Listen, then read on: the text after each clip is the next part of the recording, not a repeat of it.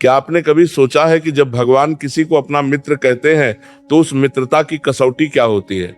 आज की यह गाथा उन लोगों के लिए है जो गरीबी से टूट चुके हैं, जो हार चुके हैं और जिन्हें लगता है कि ईश्वर उन्हें भूल गया है। जिज्ञासा का विषय यह है कि साक्षात ब्रह्मांड के नायक श्री कृष्ण का परम मित्र सुदामा, जो शास्त्रों का ज्ञाता था, वह 2 वक्त की रोटी के लिए क्यों तरस रहा था? क्या द्वारिकाधीश इतने निर्दयी थे कि उनका सखा फटे हाल में जी रहा था? मेरे लाडले, रहस्य की पहली परत यह है कि सुदामा दरिद्र नहीं थे, वे त्यागी थे। सुदामा वह ब्राह्मण थे जिन्हें संसार का वैभव नहीं बल्कि केवल गोविंद का नाम चाहिए था। लेकिन कलयुग का प्रभाव देखो, आज हम इंसान को उसके बैंक बैलेंस से नापते हैं, सुदामा को उनकी भक्ति से नहीं। सुदामा की कुटिया टूटी हुई थी, बच्चे भूख से बिलख रहे थे। पत्नी सुशीला, जो साक्षात धैर्य की मूरत थी, उसके वस्त्रों में 100 पैबंद लगे थे। जिज्ञासा तब और बढ़ जाती है जब सुशीला पूछती है, स्वामी, आप तो कहते हैं कि द्वारिकाधीश आपके मित्र हैं, फिर हमारे बच्चे भूख से क्यों सो रहे हैं? सावधान रहना, सुदामा ने कभी कृष्ण से कुछ नहीं मांगा। क्यों? क्योंकि वे जानते थे कि जो मित्र हृदय की धड़कन सुन लेता है, उसे हाथ फैलाकर मांगने की क्या आवश्यकता। लेकिन जब बच्चों के आंसू सुदामा के सीने पर गिरे तो सुदामा का हृदय पिघल गया। रहस्यमयी बात यह है कि सुदामा द्वारिका धन मांगने नहीं बल्कि अपने माधव के दर्शन करने के लिए तैयार हुए। पत्नी ने पड़ोस से मांगकर 4 मुट्ठी तंदुल चावल एक फटे हुए कपड़े में बांध दिए। यह चावल नहीं थे, यह सुदामा की श्रद्धा का अंतिम अर्क था। मेरे प्यारे, सुदामा की यात्रा शुरू हुई। न पैरों में जूता, न सिर पर छाता, कांटों भरी राह और भीषण तपती धूप। सुदामा के पैरों से खून बह रहा था, पर उनके होठों पर केवल एक ही नाम था, कृष्ण कृष्ण कृष्ण। जिज्ञासा यह है कि क्या द्वारिका में बैठे कृष्ण को पता नहीं था कि उनका सखा आ रहा है? रहस्य की यह परत हमें बताती है कि जैसे ही सुदामा ने पहला कदम उठाया, द्वारिका के सिंहासन पर बैठे प्रभु व्याकुल हो उठे। उनकी आंखों से अश्रु बहने लगे। जो भक्त कांटों पर चलता है, उसके पैरों की चुभन भगवान अपने हृदय में महसूस करते हैं। सावधान, सुदामा की यह यात्रा आज के युवा के लिए एक सबक है। हम छोटी सी परेशानी में हार मान लेते हैं, लेकिन सुदामा ने उस भीषण गरीबी में भी अपना चरित्र और संकल्प नहीं खोया। वे नंगे पैर बदते रहे। अगले भाग में हम देखेंगे कि कैसे वह ब्राह्मण द्वारिका के स्वर्ण द्वारों पर पहुंचा और कैसे उस फटे हाल सुदामा को देखकर यमराज के भी पसीने छूट गए। हिम्मत मत हारना मेरे लाडले, सुदामा की गरीबी उनके भाग्य का अंत नहीं बल्कि उनकी महिमा की शुरुआत थी। कल्पना करो उस दृश्य की, एक तरफ सोने की लंका को भी मात देने वाली भव्य द्वारिका, जहां की गलियों में भी सुगंध है, और दूसरी तरफ धूल से सने हड्डियों के ढांचे मात्र रह गए सुदामा। जैसे ही सुदामा द्वारिका के सिंहद्वार पर पहुंचे, वहां के प्रहरियों ने उन्हें रोक दिया। जिज्ञासा का विषय यह है कि उन पहरेदारों ने क्या देखा। उन्होंने देखा एक ऐसा व्यक्ति जिसके सिर पर न पगड़ी थी, न शरीर पर ढंग का वस्त्र। रहस्यमय बात यह है कि जब पहरेदारों ने पूछा, हे विप्र, आप किससे मिलना चाहते हैं, तो सुदामा की आवाज कांप गई। उन्होंने कहा, मुझे मेरे कन्हैया से मिलना है, मुझे द्वारिकाधीश से मिलना है, वे मेरे सखा हैं। पहरेदार हंस पड़े। वे बोले, कहाँ स्वर्ण सिंहासन पर बैठने वाले महाराज कृष्ण और कहाँ तुम जैसे याचक। लेकिन सुदामा की आंखों में जो अधिकार था, जो प्रेम था, उसने पहरेदारों को हिला दिया। एक दरबान अंदर गया और प्रभु से बोला, प्रभु, बाहर एक फटे हाल ब्राह्मण खड़ा है, अपना नाम सुदामा बता रहा है, सावधान रहना। जैसे ही कृष्ण के कानों में सुदामा शब्द पड़ा, क्या हुआ? प्रभु ने न मुकुट देखा न पीतांबर, वे नंगे पैर सिंहासन से कूद पड़े। वे महलों की सीढ़ियों से ऐसे भागे जैसे कोई बच्चा अपनी माँ की पुकार सुनकर भागता है। रुक्मिणी जी देखती रह गईं, सत्यभामा चकित रह गईं कि आखिर इस ब्राह्मण में ऐसा क्या है कि साक्षात जगन्नाथ बदहवास होकर भाग रहे हैं। रहस्य की यह परत हमें बताती है कि भगवान ऐश्वर्य के भूखे नहीं हैं, वह तो केवल स्नेह के प्यासे हैं। कृष्ण द्वार पर पहुंचे और सुदामा को सीने से लगा लिया। वह दृश्य देखकर द्वारिका की जनता की आंखों में आंसू आ गए। एक चक्रवर्ती सम्राट एक मलिन और कांपते हुए ब्राह्मण के चरणों में गिर पड़ा। सुदामा कृष्ण को देख रहे थे और कृष्ण सुदामा को, शब्द मौन थे, केवल अश्रु बोल रहे थे। क्या आपने कभी उस दृश्य की कल्पना की है जहां ब्रह्मांड का स्वामी, जिसके एक इशारे पर सृष्टि नाचती है, वह अपने भक्त के पैरों में बैठकर विलाप कर रहा हो? जिज्ञासा का विषय यह है कि जब श्री कृष्ण सुदामा को महल के भीतर ले गए तो उन्होंने सुदामा को कहां बिठाया? उन्होंने सुदामा को उस सिंहासन पर बिठाया जहां स्वयं लक्ष्मीपति बैठते हैं। और खुद कहां बैठे? स्वयं प्रभु सुदामा के चरणों में बैठ गए। रहस्यमयी बात यह है कि सुदामा के पैरों की स्थिति देखकर श्री कृष्ण का कलेजा मुंह को आ गया।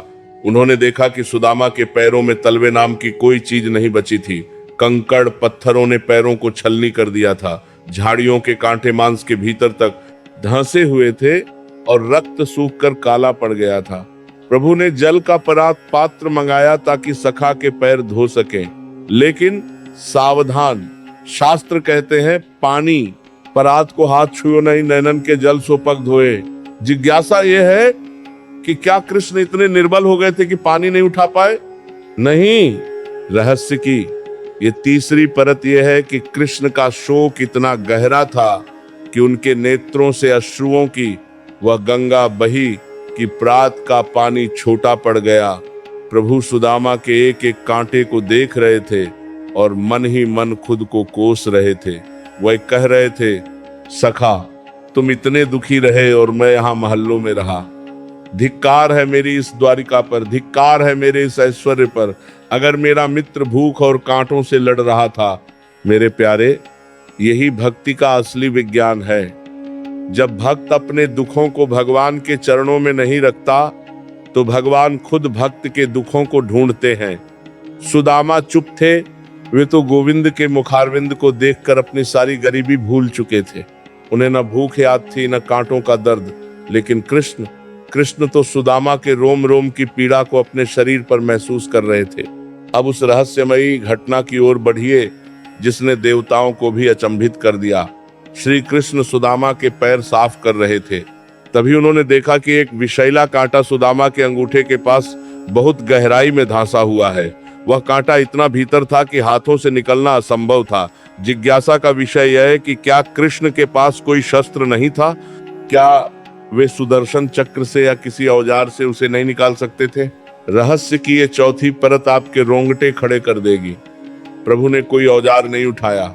उन्होंने अपने सखा के उस धूल भरे खून से सने पैर को अपने हाथों में लिया और अपनी कोमल जिह्वा से उसे स्पर्श किया।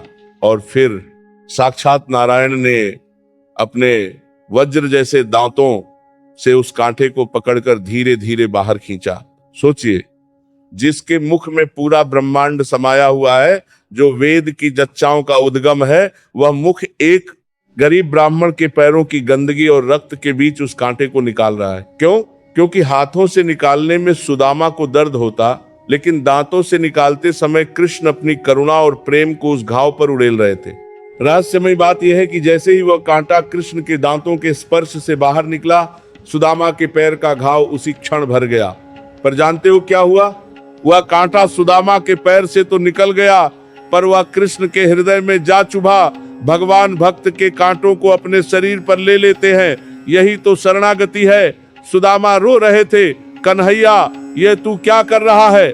तू त्रिलोकीनाथ है, तू मेरे पैरों में दांत लगा रहा है। कृष्ण बोले, सखा ये पैर नहीं है, ये मेरे प्रेम की वह सीठियां हैं जिन पर चलकर तू यहाँ तक आया है। अब उस लीला की ओर देखिए जिसे देखकर स्वर्ग के देवता भी कांप उठे थे। श्री कृष्ण ने सुदामा के पैर धोए, कांटा निकाला और उन्हें दिव्य वस्त्राभूषणों से सुसज्जित किया। लेकिन जिज्ञासा का विषय यह है कि सुदामा के बगल में वह जो पुरानी फटी हुई पोटली दबी थी, उसमें क्या था? वह पोटली सुदामा अपनी कांख में छिपा रहे थे। रहस्यमयी बात यह है कि सुदामा को लज्जा आ रही थी। वे सोच रहे थे, कहाँ द्वारिकाधीश को 56 भोग लगते हैं और कहाँ मैं ये तुच्छ कच्चे और टूटे हुए चावल तंदुल इन्हें दूंगा। ये तो इनका अपमान होगा। सुदामा उस पोटली को छिपा रहे थे, लेकिन क्या अंतर्यामी से कुछ छिप सकता है? श्री कृष्ण मुस्कुराए और बोले, सखा भाभी ने मेरे लिए क्या भेजा है, क्या तुम मेरा उपहार मुझसे छिपाओगे? प्रभु ने जबरदस्ती वह फटी हुई पोटली छीन ली। जैसे ही पोटली खुली, कृष्ण के चेहरे पर वह चमक आई जो करोड़ों सूर्यों में भी नहीं है। जिज्ञासा यह है कि क्या उन सूखे चावलों में कोई स्वाद था? नहीं, उन चावलों में सुदामा की भक्ति का स्वाद था, सुशीला के त्याग का नमक था। प्रभु ने एक मुट्ठी चावल भरे और बड़े चाव से मुख में डाल लिए। जैसे ही पहली मुट्ठी चबाई, भगवान ने सुदामा को पृथ्वी लोक का सारा ऐश्वर्य दान कर दिया। सावधान रहना। प्रभु ने दूसरी मुट्ठी भरी और मुख में डाली। जैसे ही दूसरी मुट्ठी चबाई, भगवान ने सुदामा को स्वर्गलोक की पूरी संपत्ति दे दी। अब प्रभु ने जैसे ही तीसरी मुट्ठी भरने के लिए हाथ बढ़ाया, साक्षात रुक्मिणी जी, लक्ष्मी जी ने प्रभु का हाथ पकड़ लिया। रहस्य की ये पांचवी परत बहुत गहरी है। रुक्मिणी जी ने क्यों रोका? वे बोली, प्रभु रुक जाइए, 2 मुट्ठी में आपने 2 लोक दे दिए, अब तीसरी मुट्ठी में क्या खुद को और मुझे भी इनके घर भेज देंगे? क्या द्वारिका को भी इनके नाम कर देंगे? श्री कृष्ण रुक गए। वे भाव विभोर थे। उन्होंने सुदामा को वह सब दे दिया जो इंद्र के पास भी नहीं था और सुदामा को पता तक नहीं चला। यही भगवान की कृपा है। वे चुपचाप झोली भर देते हैं और भक्त को एहसास भी नहीं होने देते कि वह अब कंगाल नहीं, ब्रह्मांड का सबसे अमीर व्यक्ति बन चुका है। सुदामा द्वारिका में कुछ दिन रहे, कृष्ण के साथ भोजन किया, रेशमी बिस्तरों पर सोए, लेकिन एक बार भी उन्होंने मुंह से ये नहीं कहा कि प्रभु मेरे बच्चे भूखे हैं, मुझे कुछ धन दे दो। जिज्ञासा का विषय यह है कि सुदामा खाली हाथ क्यों लौटे। जब सुदामा विदा होने लगे तो कृष्ण ने उन्हें केवल गले लगाया और विदा कर दिया। ऊपर से देखने पर लगा कि कृष्ण ने सुदामा को कुछ नहीं दिया। सुदामा रास्ते भर सोच रहे थे, कृष्ण ने अच्छा ही किया जो मुझे धन नहीं दिया। धन आता तो शायद मेरा मन भगवान से हट जाता। मैं तो केवल दर्शन करने आया था और वो मुझे मिल गए। रहस्यमयी बात यह है कि सुदामा अपनी दरिद्रता में भी प्रसन्न थे, लेकिन जैसे ही वे अपने गांव पोरबंदर पहुंचे, उनकी आंखें फटी की फटी रह गई। जहां उनकी टूटी हुई कुटिया थी, वहां अब सोने का महल खड़ा था। जहां सड़कों पर धूल थी, वहां अब रत्नों की चमक थी। सुदामा को लगा कि वे रास्ता भटक गए हैं। तभी महल के द्वार से एक दिव्य स्त्री निकली जिसने हीरों के आभूषण पहने थे। सुदामा पहचान नहीं पाए, वह उनकी पत्नी सुशीला थी। कि भगवान से कभी मांगना नहीं चाहिए। जब आप मांगते हो तो आप अपनी बुद्धि के अनुसार मांगते हो जो सीमित है, लेकिन जब आप बिना मांगे छोड़ देते हो तो भगवान अपनी सामर्थ्य के अनुसार देते हैं जो अनंत है। सुदामा ने कांटा सहा, अपमान सहा, गरीबी सही, पर सखा का साथ नहीं छोड़ा। और परिणाम, बिना मांगे वे कुबेर से भी बड़े धनवान बन गए। लेकिन क्या सुदामा उस धन में खो गए? क्या वे कृष्ण को भूल गए? नहीं, असली परीक्षा तो अब शुरू होने वाली थी। वैभव के बीच भक्ति को बचाए रखना सबसे कठिन कार्य है। आज दुनिया पैसे के पीछे भाग रही है। लोग सोचते हैं कि महल मिल जाए, सोना मिल जाए तो सारे दुख खत्म हो जाएंगे। लेकिन जिज्ञासा का विषय यह है कि जब सुदामा को वह सोने का महल मिला, जब सुशीला ने हीरों के हार पहने, तो क्या सुदामा खुश हुए? रहस्य की यह 7वीं परत आपके कान खोल देगी। सुदामा उस महल को देखकर रोने लगे। सुदामा ने अपनी पत्नी से कहा, सुशीला, यह वैभव, यह ऐश्वर्य मेरे किस काम का? मुझे डर है कि कहीं इन सुख सुविधाओं के बीच मैं अपने उस सांवरे को न भूल जाऊं। मुझे डर है कि कहीं मेरी झोपड़ी के साथ साथ मेरा गोविंद भी मुझसे दूर न हो जाए। रहस्यमयी बात यह है कि सुदामा महल के भीतर भी जमीन पर सोए। उन्होंने रेशमी गद्दों को छुआ तक नहीं। उन्होंने अपनी उस पुरानी लाठी और फटे हुए वस्त्रों को एक कोने में संभाल कर रखा ताकि वे हर पल याद रख सकें कि उनकी असली पहचान कृष्ण का सखा है, न कि इस महल का राजा। सावधान रहना। कलयुग में इंसान को थोड़ा सा पैसा मिलते ही उसके पैर जमीन पर नहीं टिकते, वह अहंकार में अंधा हो जाता है। लेकिन सुदामा ने सिद्ध कर दिया कि असली अमीर वह नहीं जिसके पास धन है, बल्कि वह है जिसका मन भगवान के चरणों में अटका है। सुदामा ने उस महल को कृष्ण का मंदिर बना दिया। वे हर आने वाले भूखे को अन्न खिलाते, हर दुखी का दुख दूर करते। जिज्ञासा यह होनी चाहिए कि क्या सुदामा ने वह धन अपने लिए इस्तेमाल किया? नहीं, उन्होंने वह धन सेवा में लगा दिया। रहस्य यह भी है कि सुदामा ने हमें सिखाया कि जब भगवान आपको कुछ देते हैं तो वह आपकी परीक्षा होती है। गरीबी में तो सब भगवान को याद करते हैं, पर अमीरी में जो याद रखे वही असली भक्त है। सुदामा के पैरों से कांटा कृष्ण ने निकाला था, पर सुदामा ने अपने जीवन भर के अहंकार का कांटा कृष्ण के चरणों में निकाल फेंका। उन्होंने दिखाया कि महल के वैभव के बीच भी अकिंचन, जिसके पास कुछ न हो, बनकर रहना ही सबसे बड़ी साधना है। मेरे प्यारे, सुदामा की गाथा केवल एक गरीब ब्राह्मण की कहानी नहीं है, यह हर उस आत्मा की कहानी है जो परमात्मा से मिलना चाहती है। यदि तुम चाहते हो कि कृष्ण तुम्हारे पैरों के कांटे अपने दांतों से निकाले, तो तुम्हें सुदामा जैसा निस्वार्थ बनना होगा। तुम्हें अपनी तंदुल की पोटली, अपना अहंकार और अपनी तुच्छ भेंट प्रभु को सौंपनी होगी। पूरी दुनिया कहती है कृष्ण सुदामा की जोड़ी। जिज्ञासा का विषय यह है कि कृष्ण के तो लाखों भक्त थे, हजारों रानियां थीं, फिर सुदामा ही क्यों? रहस्य की यह 8वीं परत मित्रता की परिभाषा बदल देगी। मित्रता वह नहीं है जो बराबर वालों में हो, मित्रता वह है जो असमान को समान बना दे। कृष्ण भगवान थे, सुदामा इंसान। कृष्ण राजा थे, सुदामा रंक। पर प्रेम ने उस खाई को पाट दिया। रहस्यमयी बात यह है कि जब कृष्ण ने सुदामा के पैर धोए तो उन्होंने ये संदेश दिया कि जो मेरा है वह मुझसे बड़ा है। भगवान अपने भक्त के सामने झुककर छोटे नहीं होते, बल्कि और विराट हो जाते हैं। आज का युवा मित्रता में लेन देन देखता है। वो सोचता है कि दोस्त से क्या मिलेगा, लेकिन सुदामा ने सिखाया कि दोस्त को क्या देना है, अपना अटूट विश्वास और प्रेम। सावधान, सुदामा की दरिद्रता ने कृष्ण को द्वारिका से द्वार तक दौड़ा दिया। इसका मतलब है कि तुम्हारी पुकार में दम होना चाहिए। यदि तुम्हारी भक्ति सच्ची है तो भगवान को नंगे पैर आना ही पड़ेगा। सुदामा का कांटा निकालना एक प्रतीक है कि जब भक्त दुनिया के कांटों से घायल होकर भगवान की शरण में आता है तो भगवान उसके घावों को अपनी करुणा से भर देते हैं। रहस्य यह भी है कि सुदामा ने कभी अपनी गरीबी की शिकायत नहीं की। उन्होंने कृष्ण से यह नहीं कहा कि प्रभु आपने मुझे इतना कष्ट क्यों दिया। उन्होंने तो हर कष्ट को प्रसाद माना।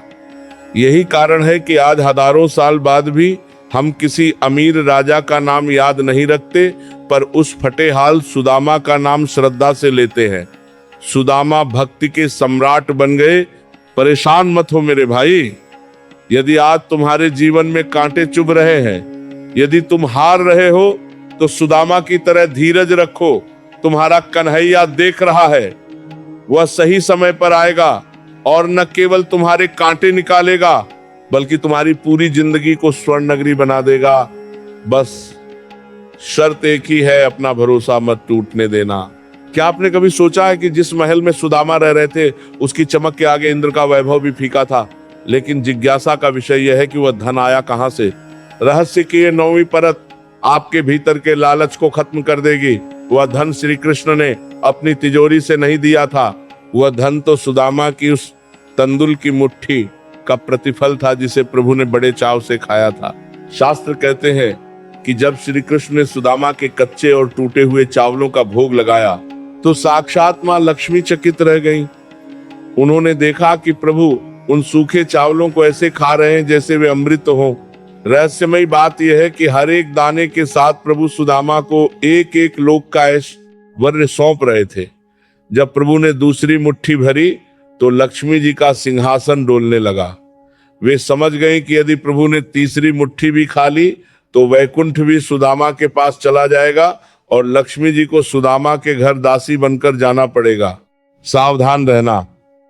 इसीलिए मां लक्ष्मी ने प्रभु का हाथ पकड़ा था। लेकिन जानते हो, सुदामा को इन सब बातों से कोई मतलब नहीं था।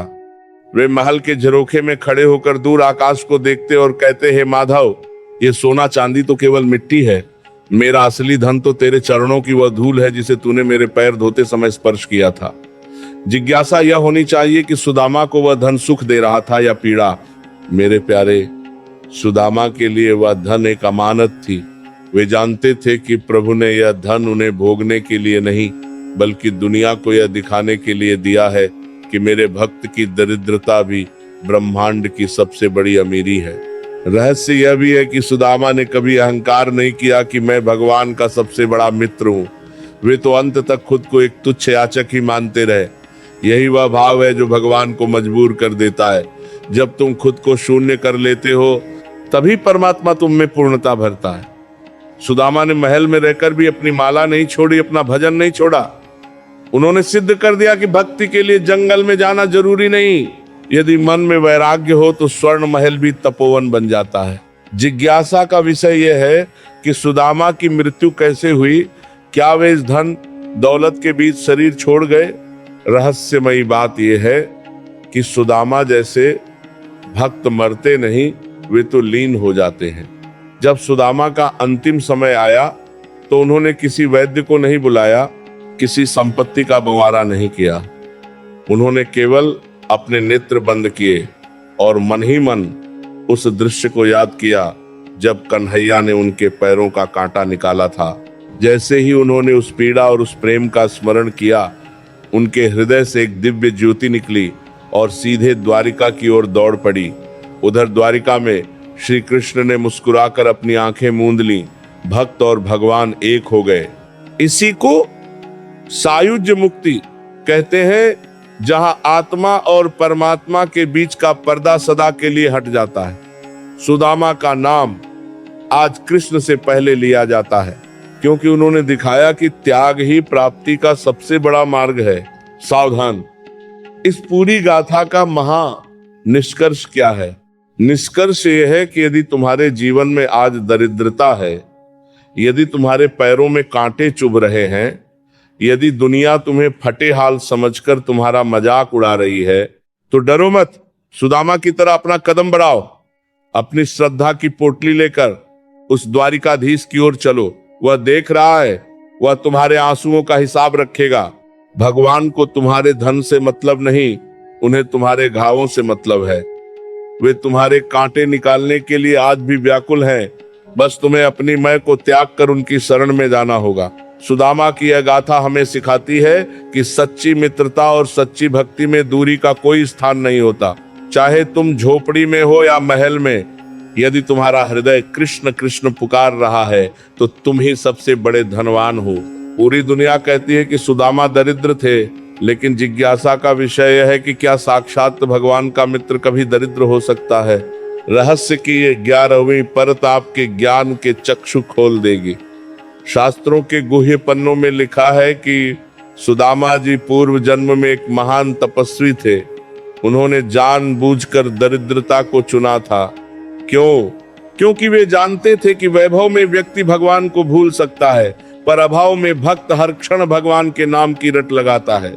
रहस्यमयी बात यह है कि सुदामा जी ने अपने हिस्से का सारा पुण्य संसार के कल्याण के लिए पहले ही दान कर दिया था। उन्होंने कृष्ण से द्वारिका में धन नहीं मांगा, बल्कि उन्होंने कृष्ण के दुखों को मांग लिया था।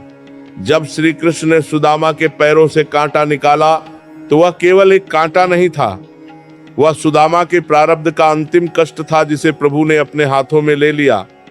जिज्ञासा यह है कि क्या भगवान कभी जनी होते हैं? हाँ, भगवान केवल प्रेम के जनी होते हैं। प्रभु ने सुदामा को 3 लोक देकर भी अपने मन में यह टीस रखी कि मैंने अपने सखा के लिए कुछ नहीं किया। सुदामा की भक्ति का उच्चतम शिखर यह है कि उन्होंने भगवान को भगवान के रूप में नहीं बल्कि मित्र के रूप में प्रेम किया। जब आप भगवान को ऐश्वर्यशाली देखते हो तो भय पैदा होता है, लेकिन जब आप उन्हें अपना सखा मानते हो तो अधिकार पैदा होता है। सुदामा ने उस अधिकार से कृष्ण के दांतों से अपना कांटा निकलवाया। यह भक्तों के लिए संदेश है। इतने अधिकार से पुकारो कि त्रिलोकीनाथ को तुम्हारे पैरों में झुकना पड़े। सुदामा की तपस्या का फल यह नहीं था कि उन्हें महल मिला, बल्कि फल यह था कि उन्हें कृष्ण की व्याकुलता मिली। आज कलयुग के इस दौर में जहां भाई भाई का नहीं है, जहां मित्रता केवल स्वार्थ की बुनियाद पर खड़ी है, वहां सुदामा की गाथा एक जलते हुए दीपक के समान है। जिज्ञासा का विषय यह है कि क्यों आज भी हम कृष्ण सुदामा की ही मिसाल देते हैं। क्या इतिहास में और मित्र नहीं हुए? पर सुदामा जैसा अकिंचन कोई नहीं हुआ। रहस्य की यह 12वीं और अंतिम परत इस गाथा का महासार है। अपने दुखों से मत डरो। यदि तुम्हारे जीवन में आज अंधेरा है तो समझ लेना कि तुम सुदामा की श्रेणी में हो, और यदि तुम सुदामा हो तो तुम्हारा कन्हैया भी कहीं न कहीं द्वारिका में बेचैन बैठा है। वह आएगा, वह तुम्हारे घावों को सहेगा। सुदामा की यह यात्रा हमें सिखाती है कि भरोसा ही सबसे बड़ी पूंजी है। महल आए या जाए, झोपड़ी रहे या टूटे, बस वो सांवरा साथ रहना चाहिए।